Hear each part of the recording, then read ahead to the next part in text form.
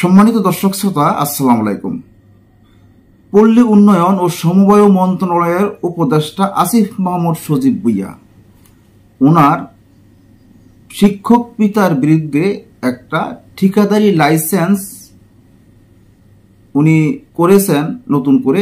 এই বিষয়ে আলোচনা সমালোচনা হচ্ছে আজকে সোশ্যাল মিডিয়া জুড়ে।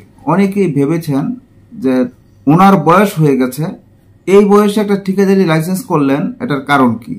এই বিষয়ে আসিফ মাহমুদ সজীব ভুঁইয়া কিছু জানেন কিনা এমন একটি পোস্ট করেছেন আল জাজিরার সাংবাদিক ও মানবাধিকার সংস্থার কর্মী জুলকারনাইন।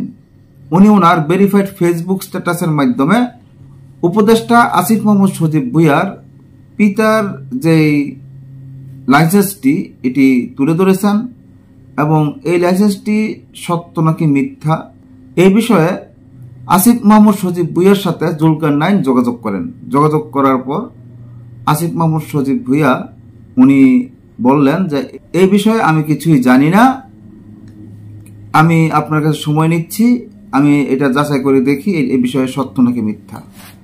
আসিফ মাহমুদ সজীব ভুঁইয়া সময় নেওয়ার পর ওনার পিতার সাথে যোগাযোগ করেছে। যোগাযোগ করে দেখলো লাইসেন্সটি সত্য, কিন্তু এই লাইসেন্স দিয়ে কোনো কাজকর্ম করা হয় নাই এবং এই লাইসেন্সটি ওনার শিক্ষক পিতা দ্বারা হয়নি, এটা স্থানীয় একজন লোক এই ঠিকাদারি লাইসেন্সটি করতে পরিচিত করেছেন, এটা উনি বলেছেন। কিন্তু আজকের যে প্রতিবেদনে আল জাজিরার সাংবাদিক জুলকারনাইন যেই স্ট্যাটাসটি দিয়েছেন এটা হুবহু যদি তুলে ধরি তাহলে বুঝতে পারবেন এখানে কি ঘটনা ঘটেছে।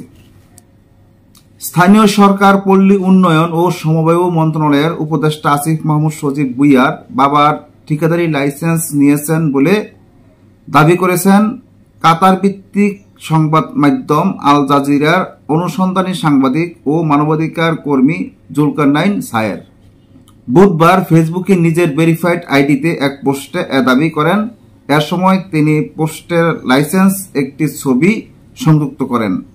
পোস্টে জুলকারনাইন সায়ের লেখেন, স্থানীয় সরকার, পল্লী উন্নয়ন ও সমবায় মন্ত্রণালয়ের উপদেষ্টা আসিফ মাহমুদ সজীব ভুঁইয়ার বাবা জনাব বিল্লাল হোসেনের স্থানীয় সরকার প্রকৌশল অধিদপ্তরের একটি ঠিকাদারি তালিকাভুক্তির কপি হাতে এসেছে।